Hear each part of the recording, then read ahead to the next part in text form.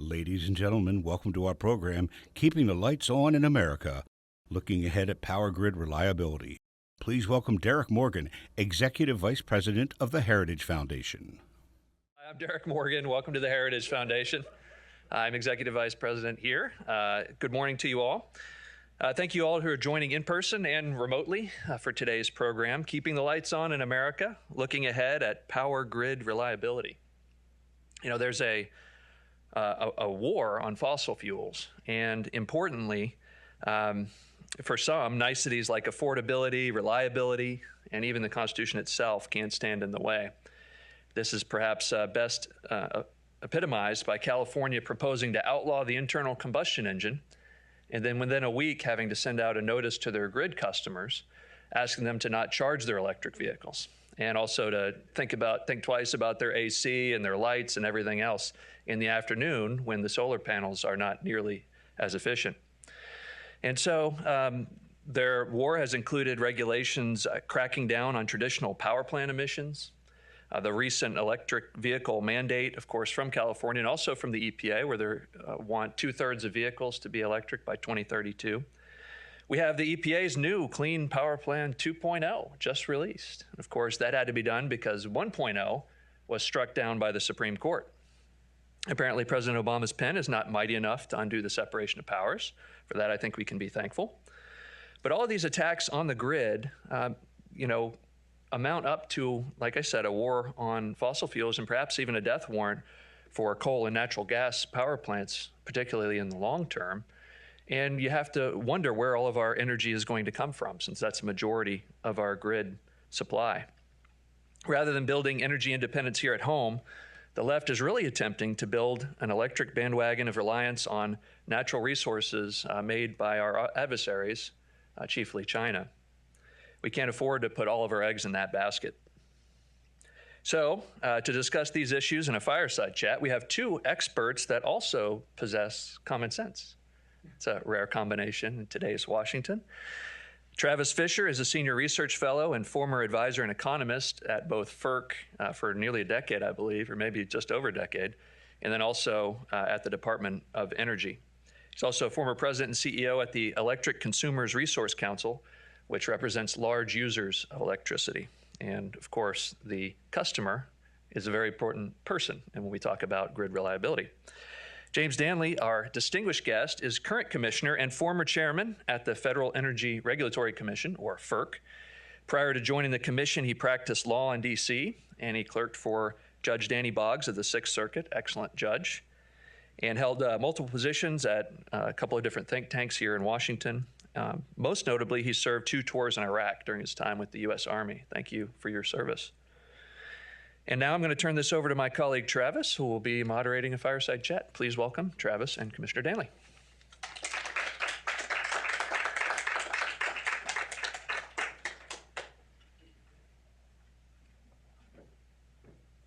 Just want to check and make sure the audio is working. Sounds like it is. So let's just jump right into it because we have a lot to cover. Unfortunately, it's a target-rich environment. Sure. And I do want to offer the disclaimer. This is standard. You are still at FERC. Mm-hmm. There are ex parte rules. We can't get into any active cases. That's right. So yep. let's put that up front. And to the extent to which you wander into it, I'll stop you. Exactly. So, yep. I also want to be as unscripted as possible. One thing among many, one of the many things that you and I agree on is that the average FERC meeting is overscripted, wooden, and boring. And I'm trying to avoid all of that. So. Yeah. And really, I think Derek touched on all of the initial points that I wanted to raise, just the sheer scope and degree of activity that's going on at the EPA is going to be a focus of this event. You know, in terms of the policy timeline, we have the mercury and air toxic standard was one of the largest coal killers in 2015. The Clean Power Plan, which was initially outlined in 2014, again, subject to the West Virginia v. EPA case, which established the major questions doctrine. And we have a new greenhouse gas rule that just came out this month, and an EV mandate that came out last month. So all of these combined, there is the Department of Transportation PHMSA rule about air emissions from the operation of pipelines too. In fact, I'm sure if we tried to capture all the relevant policies, that would take up the entire time, and we don't really want to get into that.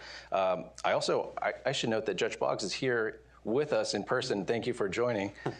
The other thing, and this is not a regulation, it was supposed to be a budget reconciliation action, but the Inflation Reduction Act, I should say, so-called, because I'm not sure it does that. Goldman Sachs has estimated that the total subsidy within the green energy subsidy piece of the IRA will be $1.2 trillion. So that's the context here, is that we have a significant amount of regulation attacking the fossil fuel-fired power plants on the grid, and at the same time we have just an immense amount of subsidy for the intermittent resources. And I think those things combined are really sort of the context for the threat and what I want to talk about today. The other thing that I'll note, on May 4th, you were at a hearing. The Senate Energy and Natural Resources Committee held a hearing. Ostensibly, it was a FERC oversight hearing. I watched it. I thought it turned into a grid reliability hearing. That was the key focus of it for me. Let's start there. You said there's an impending but avoidable reliability crisis. What was the message that you were trying to convey to the Senate? So the basic premise that I was trying to convey is that we have a system for much of the territory of the United States. The majority of the population lives in FERC jurisdictional market territories. And we rely upon these markets in order to ensure resource adequacy, right? So there are two different concepts. There is reliability, which is basically the proper functioning of the bulk electric system. And then you have resource adequacy, which is, if the bulk electric system is working, do we actually have power to deliver on it, right? And you have to have sufficient resources of the correct type with the correct attributes in order to actually make the system function and have power delivered. So in the old days, we had vertically integrated utilities that had franchise service territory overseen by public utility commissions of the state. And the state and the utilities together would come up with an integrated resource plan. They would determine what was needed for peak load, and then they would go forth and build and then file a rate case to get cost recovery in the paradigmatic regulatory scheme that we used to have everywhere in America. We dispensed with that duty to serve, with the IRP process, with all of the oversight for resource adequacy by the states in those regions in which FERC jurisdictional markets operate. I'm talking about the markets like PJM and ISO New England and MISO. The only means in those market territories by which we can actually ensure resource adequacy is through market mechanisms. That is to say, the price signals that are developed when you have, for example, capacity auctions. You have an auction that is a three-year forward basis that says, we will pay you X amount of money that's determined by the auction to ensure that you are available 3 years from now when called upon to deliver electricity, right? So that for many people in the room, that's probably a little bit basic, but I think it's worth just setting the understanding what I'm talking about. So if those market mechanisms are undermined by market skewing subsidies, or if the generation assets that attempt to participate that have the needed attributes can't, effectively, that is to say, if they cannot clear in the markets that have capacity auctions, they will be driven out because their costs will be too high. And if you treat all megawatts equally when they bid into or offer into the capacity market, then you will have a bid stack in which the less efficient resources get excluded. And so what we are seeing right now, and all of our markets are telling us that there is impending scarcity problems. PJM has been recently raising the alarm. We've heard this quite a while in both ISO New England and MISO. We are going to be running out of the resources that are actually needed to ensure reliability down the road. And if you are curious and you want proof, and this should be absolutely dispositive that the markets aren't functioning, PJM has recently been raising the hue and cry about impending resource failures in 3 or 4 years, and yet at the last auction, the last procurement auction, prices dropped. And so if prices can go down in a time of scarcity, then that means that the price signals are faulty. And if the price signals are faulty and they are the only thing upon which we can rely to ensure resource adequacy, the inevitable consequence is going to be system-wide scarcity and ultimately reliability failure. That's important to note, and the context here that I think is even more important, the PJM market has long been criticized as being sort of over-procured. Yes, long capacity. Very large reserve margin. People say it's too much. We're overpaying for reliability in the PJM region. And it's also important to note, PJM used to stand for Pennsylvania, New Jersey, Maryland. It's the wholesale market that serves the DC area. So the fact that we have lights on right now, is in part thanks to them. I think that's the thing that I hear from a lot of folks is, in this restructured world where you have wholesale markets and you've sort of abandoned the vertically integrated system that was the utility, the vertically integrated utility working closely with state regulators in every part of the value chain. Now we have a federal and state jurisdictional split on the market front. And then the other question is, who is responsible? So when it comes to reliability problems, who do we go to? In the wholesale market setting, you would think it would be FERC, working with NERC, and this is acronym SOUP, the North American Electric Reliability Corporation. Who should we be mad at when these events happen? So I'm happy to take as much share of the blame as is properly placed at my feet when something eventually happens. Certainly the subsidies that are both state and federal are the fundamental things skewing the markets, but FERC has a role to play here that we've failed to play. In the past, we have our obligation is to ensure that rates are just and reasonable.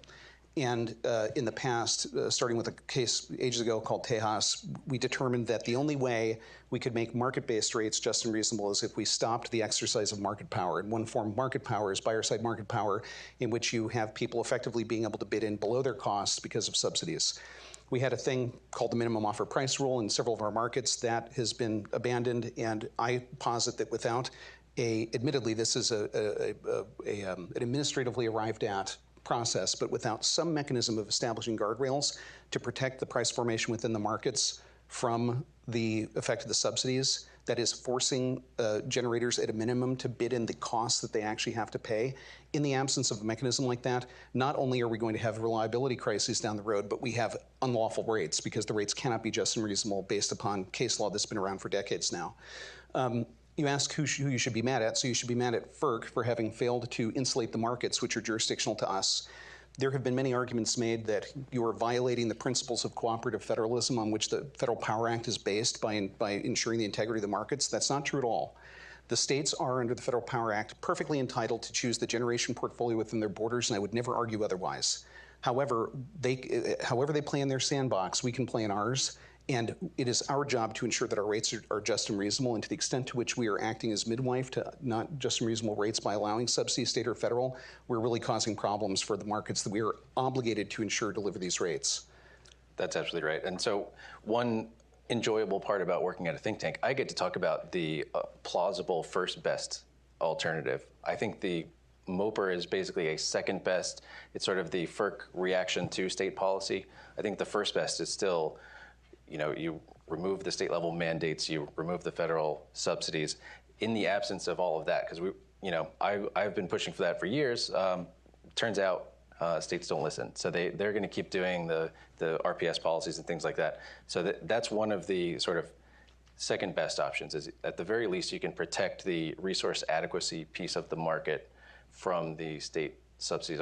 I'm curious, when it comes to the other threats, which is, there's a whole host of EPA regs now. Mm-hmm. You would think that at least federal to federal, there would be some level of coordination. That's sort of in my ideal world. That's probably not happening. And I wanted to get your thoughts on, with all of the EPA regs that are impacting, I would argue your jurisdiction. Mm-hmm. These are rules on power plants that are designed to impact the market and shape, the resource mix and mm-hmm. things like that.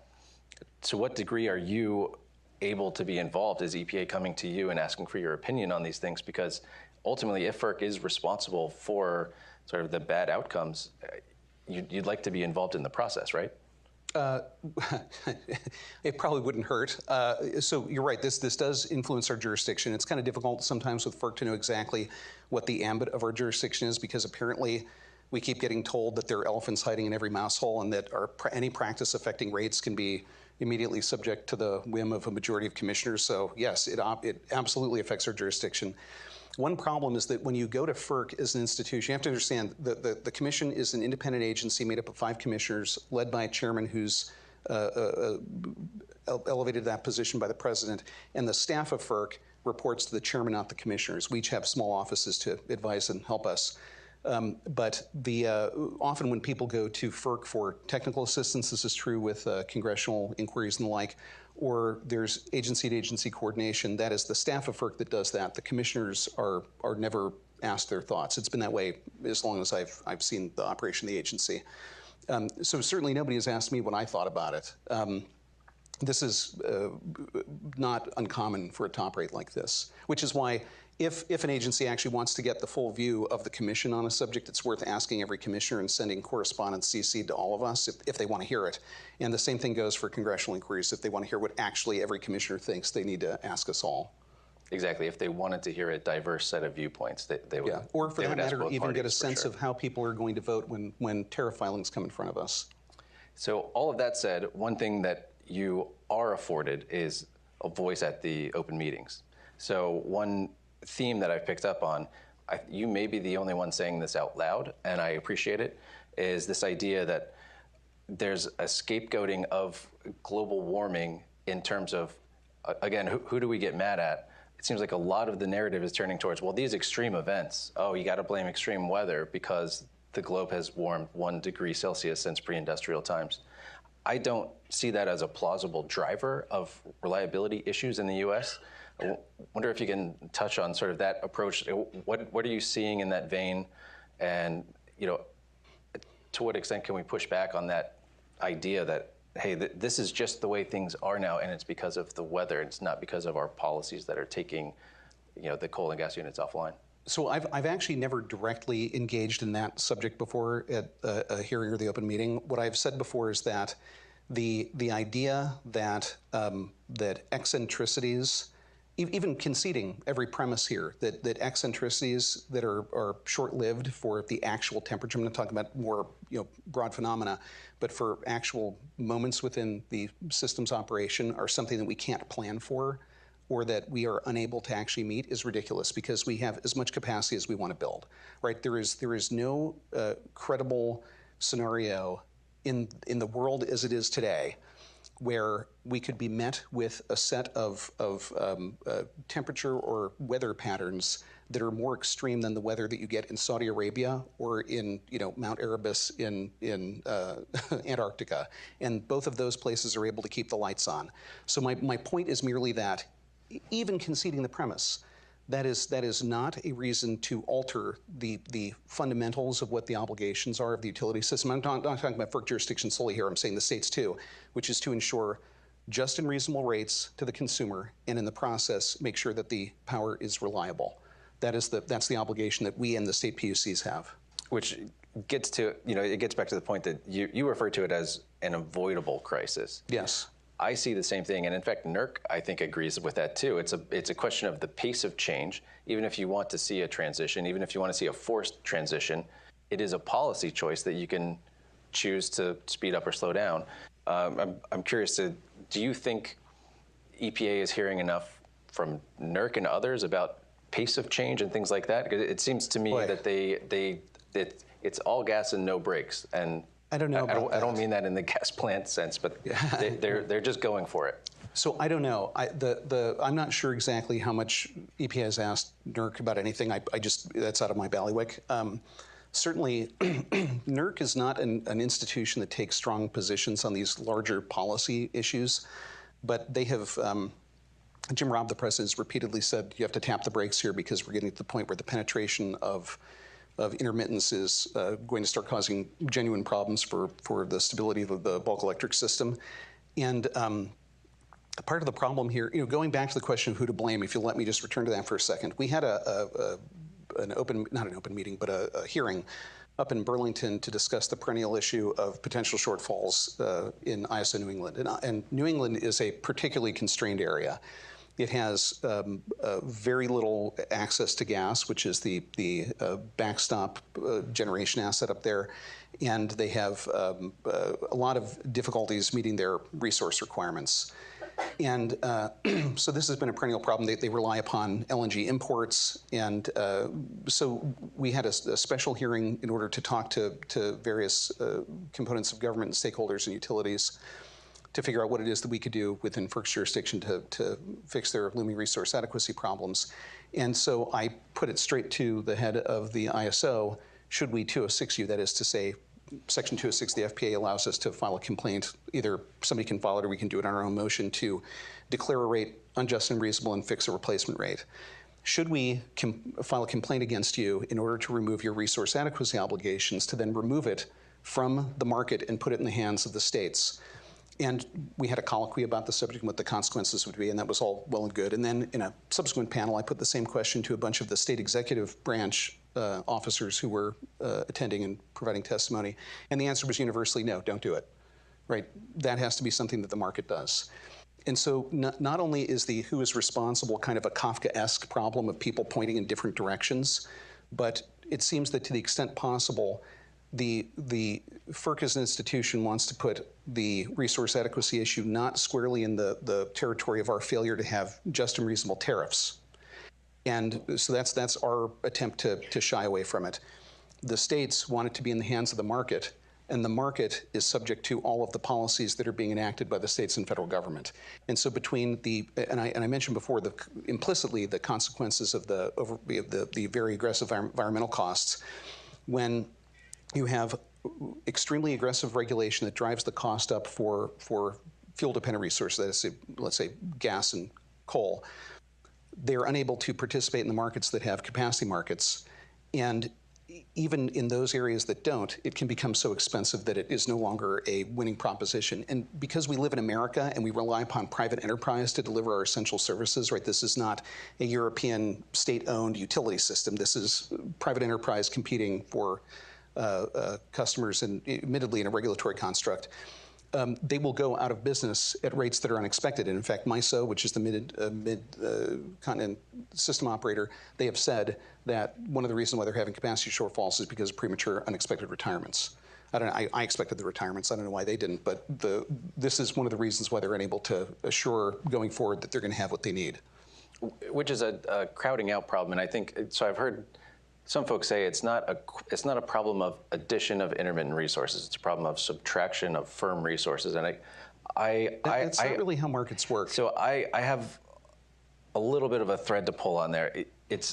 It can be both, and one can cause the other. Mm-hmm. So the amount of intermittent resources on the grid operating at zero marginal cost, the way the markets work, they basically take priority, and it's the crowding out effect of you can use a coworker analogy where if you're the person that is there whenever you're called, mm-hmm. but you basically have to step aside if the intermittent coworker shows up. That's not necessarily a good outcome for you. And if you're being paid the same wage, at some point you're going to say, I want out of this business at some amount of being interrupted. Mm-hmm. And there's a profitability question, like, can you stay in business in that context? So I think the addition piece is actually part of the subtraction piece. I want to get your thoughts on that. So it's actually even worse than you say, because in those markets that have both a procurement auction and an energy auction, and you understand we have a bunch of different markets. They all have different tariffs. They operate in slightly different ways, or actually in some cases profoundly different ways.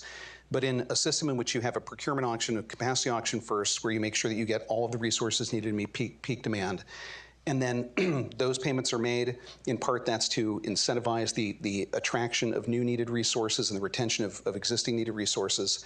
They will be available come 3 years when the obligation arises. The intermittents, because of how lucrative the subsidies are typically able to bid in at zero, or I should say offer in. And if they offer it at zero, that means that the bid stack gets filled at the bottom with all of the resources that have a zero offering, and they can do that because they don't have high marginal costs. So then, after we get through all of the zero bids, then people start offering in at their marginal costs, and eventually the bid stack gets to the point where you have all of the resources needed, and once you're there, nobody else clears the auction, and then everybody in the stack from top to bottom gets paid the marginal price at the top.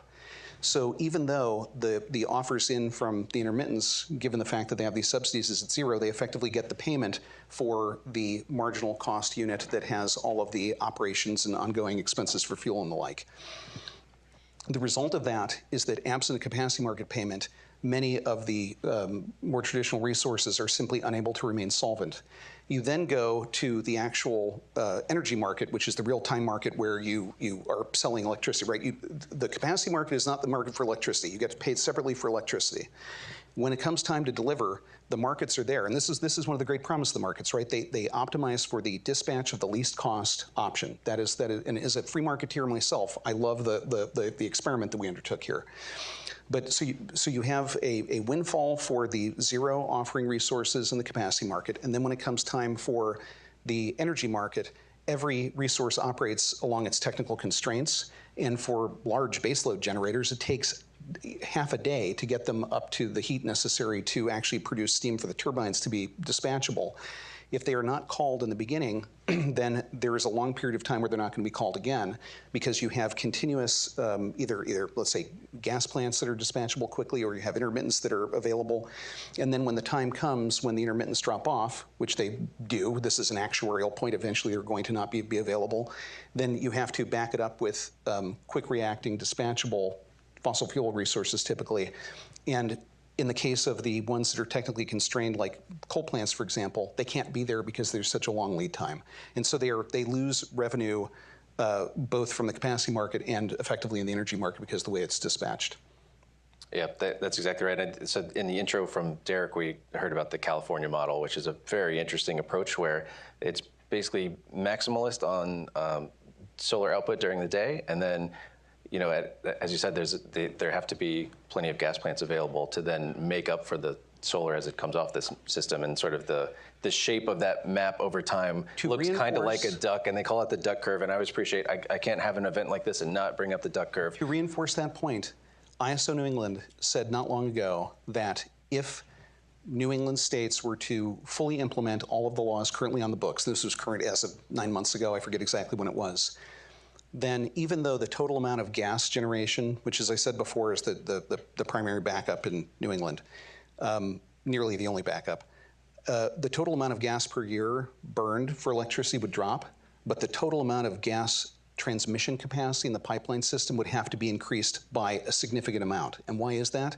It's because every intermittent resource just operates on a cyclical curve, and sometimes there's a flow rate issue. Exactly, and when they both are not available, both wind and solar are not running, then what you have to be able to do is back up every single megawatt of the system with gas instantaneously. And so, ironically, you need to build more pipe.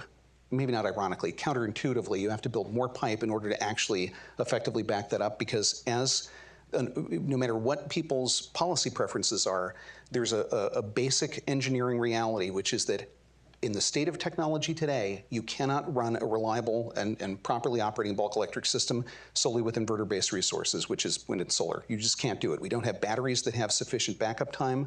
You have to have something that can actually be dispatched to make up the shortfall. So I do want to leave plenty of time for Q&A, so have your questions ready. One last question, because from me anyways, because you walked right into it, and this is an issue that, for insiders, maybe we're aware of it. I'm not sure everyone is. The gas availability issue and the FERC action from last year. Do you want to touch on sort of the threat or the chilling effect of basically saying we're going to reevaluate the way that we do pipeline approvals? Because historically that's been a fairly straightforward process. It got messy last year, and there's still I would think of it in terms of policy certainty. It would be nice to have the certainty that the rule that was initially deemed final, and then later after a different Senate ENR hearing where I would say the chairman was grilled on this issue, and then it was turned into a draft statement. That draft is still somewhat floating out there. For those of us not in the building anymore, the question is that draft going to go anywhere? And so what is the impact on the industry of that uncertainty? Right. So I am not going to talk about what's going to happen with the draft because we don't talk about deliberations, as you well know. But for years, Section 7 approvals, that is the approval for interstate natural gas pipelines, was run along very predictable lines. You could pretty much predict, maybe not down to the month, but within a few months when you would get the yay or nay from FERC. And typically, because these are sophisticated companies and they do all of their due diligence beforehand and they have pre-filings and so forth, the process is well run and well understood. we issued a revision of the pipeline policy statement.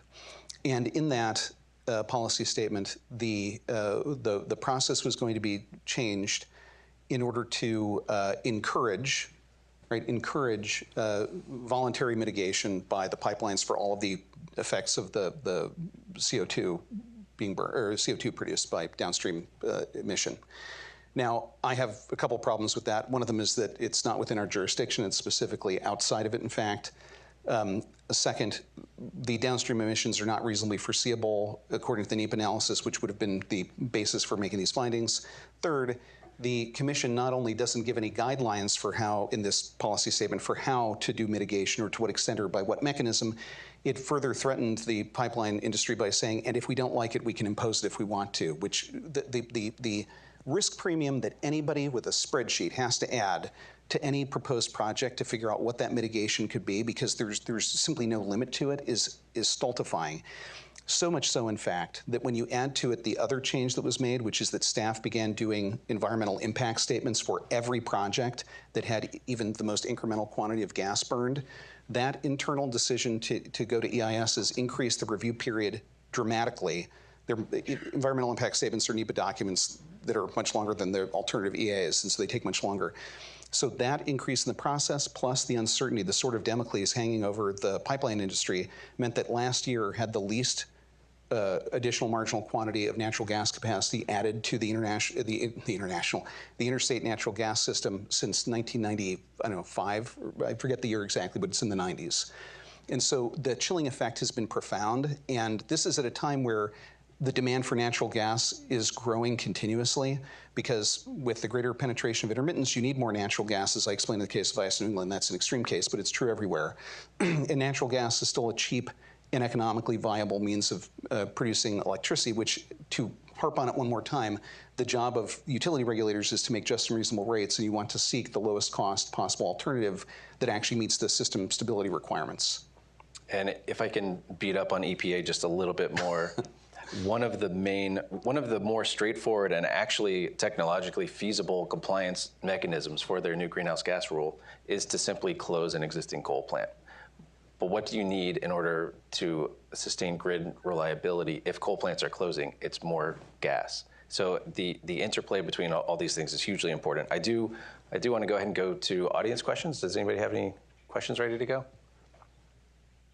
Sure. I was going to say let's go with blue tie, but that doesn't narrow it down at all. Okay. We'll answer both. So this is all very interesting. Now, we all remember Secretary Perry's infamous NOPA, right, where he sort of realizes there's a problem there. It's kind of ham-handed. It's not done well. And my understanding, FERC was going to sort of open the docket to talk about it at least. I don't know what happened to it. But I just have a sort of a question on FERC's mission. Could FERC issue a report or a statement to the Congress, say, look, if you do this, electricity prices are going to be more expensive and they're going to be less resilient? And it seems to me it seems to me that would be a good role for FERC, given that there's a lot of people who believe a lot of funny things about intermittent power. It's not the same as firm power. It's a different product. And I really think the public isn't well served. We have this independent institution that could actually sort of inform the Congress, inform the public, that there's a lot of ways to design power systems, but the way you're going now has got a lot of risk to it, both in terms of prices and dropping load. There's no forward market. I can't go into the forward market and buy reliable power, right, as an individual consumer. So it seems to me it's a legitimate work for FERC, but I'm sort of curious. So have you ever had this discussion at FERC? Or? So what would it mean for FERC to issue a report? We run aground on the rocky shoals of the actual structure of the institution here. What would it mean for FERC to issue such a thing? The commissioners don't have staff to write these things and do these inquiries, and it could be the staff issuing it, but that would mean it was effectively only the chairman's determination, not FERC, unless we then took a vote on whether we all approved it. So we are not designed to do that sort of thing.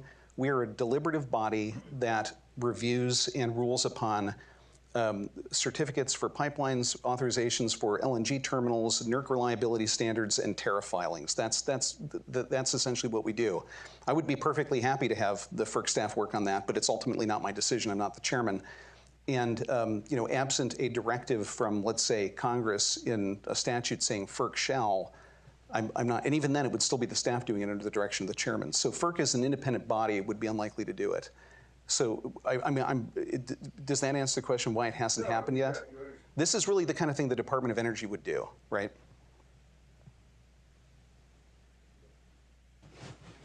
And I'm not trying to get out of responsibility here. I'm just saying it just mechanically. Hi, thank you for that presentation. So permitting reform is being discussed in conjunction with debt ceiling and whatnot on Capitol Hill. From FERC's insider perspective, should we be broadening the FERC's discretion over permitting, or should we be narrowing down? Are there any specific areas we should be focusing on in terms of permitting reform? Yes.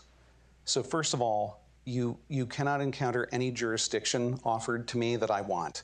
So broadening anything, no. I don't want any broader anything at all, right, at FERC. We have a narrow mission, and I would like to see it even narrower than it is, in part because the utilities and the pipeline companies understand their obligations better than we do. And if you look at the great sweep of history for all of the great ideas FERC has had to do things like improve competition or harness market forces or try to streamline mechanisms, like transmission planning is a perfect example. I said this at the hearing a couple weeks ago. The more FERC process you get, the less of the thing you want you're going to get. Right? So nobody in the world likes order number 1000, which is the mechanism by which we do transmission planning right now, and I guarantee you the more ideas we have, the worse it'll be. That's your first question. The second question, permitting reform, yes. So from the FERC standpoint, there are only two things that matter for permitting reform, only two. Anything else besides that is going to prove illusory benefit. It will not help in the long run. The two things that are needed are to change the state's effective veto under Section 401 of the Clean Water Act, right? Originally, when people got FERC certificates, they would go to the state courts and seek condemnation authority if they couldn't arrange easements with the property owners. We had a case in which one particular state decided that because they weren't getting offtake, their citizens wouldn't benefit, and they refused to use the condemnation power to aid a neighbor state getting gas. So the NGA was amended to make a single uniform statutory scheme for the entire country so that any certificate holder can use federal courts to condemn. Clean Water Act was implemented, which allows the states to have what now amounts to an effective veto, because if they don't issue a water quality permit, then the FERC Section 7 certificate fails. So that is the reason, for example, that there is no new gas transmission to New England, and the New England states are suffering because their neighbors did not issue a Section 401 certificate, or rather a permit. The other thing, besides the Clean Water Act change, is to change the back-end litigation risk from the National Environmental Policy Act, NEPA. Because NEPA doesn't specify a standard or standard of review, it defaults to the Standard Administrative Procedure Act review of arbitrary and capricious. And that means that any NEPA document that is issued by any agency can be fly-specced by any appellate court for even the most trivial errors, where either the question was not, whatever comment was put forth was insufficiently responded to in the eyes of the appellate court. There was an answer, but the answer wasn't sufficiently probing. You answered it, but not in a way that was rational, according to the court. And so the result is that every FERC Section 7 certificate, we're talking about pipelines here, every FERC Section 7 certificate, its own NEPA document is subject to that fly-specking and litigation risk, plus all of the resource agency input permits, that is to say Forest Service, National Park Service, right, Bureau of Land Management, all of their issuances are similarly subject to this kind of review. And so we see in the case of Mountain Valley Pipeline, for example, the Fourth Circuit has remanded and vacated 5 times various input permits to the Section 7 certificate. We're done with Mountain Valley Pipeline. We've certificated it. The only act left for FERC to do is when those federal permits come through is to determine whether or not we want to issue a notice to proceed with construction.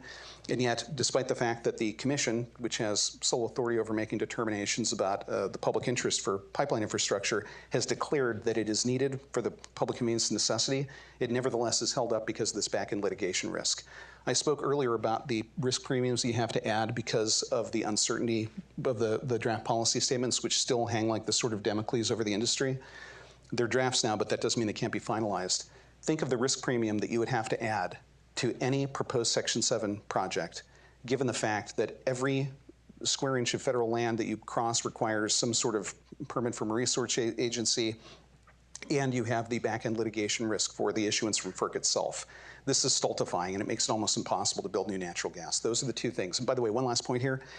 In the absence of those two reforms, none of the other reforms that I've heard about ricocheting around Capitol Hill are really going to be effective.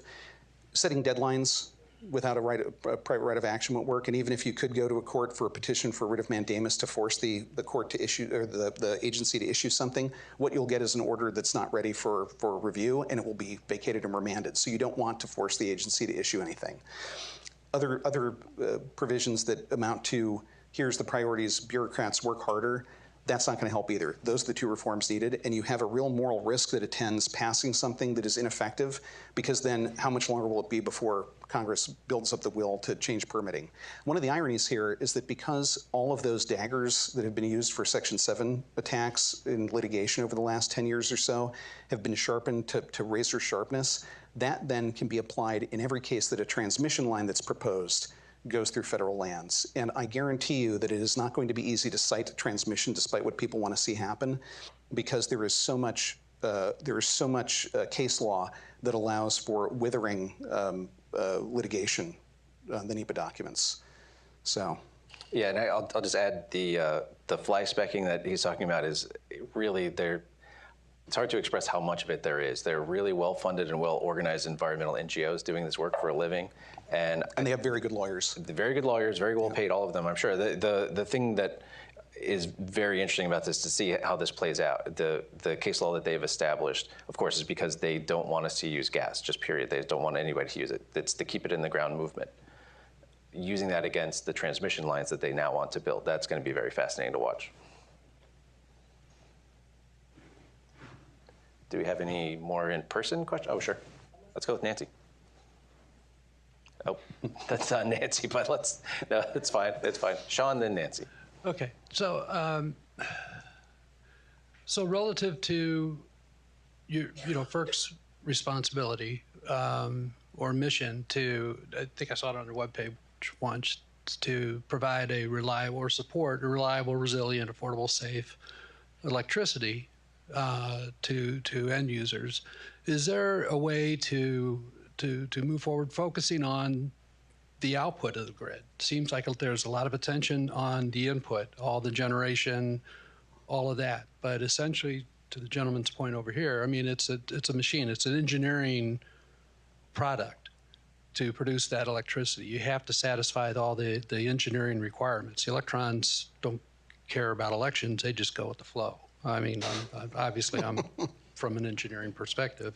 So, and you mentioned that DOE has a lot of jurisdiction in this in terms of the actual design of this, but they're very siloed.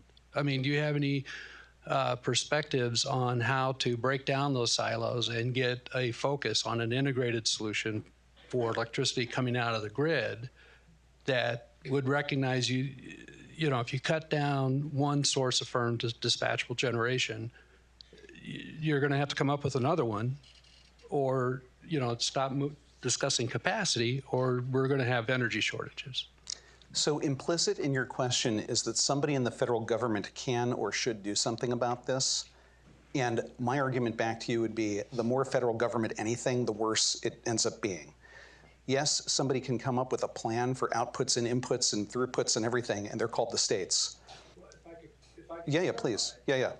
Who's accountable? It gets back to the point. Who's accountable for providing that safe, reliable electricity? Is it the federal government or the states? I mean, or right now, I made a comment at a panel discussion in Chicago last year on infrastructure that there is no single entity accountable in the deregulated areas. I mean, if you live in a vertically integrated there is. It's the state PUCs, which are politically accountable one way or another. Elections are appointed. And ultimately, there is also the accountability to the investor-owned utilities who have shareholders and customers. When you have a... I'm sorry, I didn't want to argue. No. But those both... It is not a bad thing to have people accountable both for the cost of the service they provide to the customers and have to make their operations solvent, and to have the only reason we have this regulatory paradigm at all is because electricity cannot be delivered in an ad hoc basis. We have to have economies of scale, and it is a natural monopoly. The transmission system is a natural monopoly.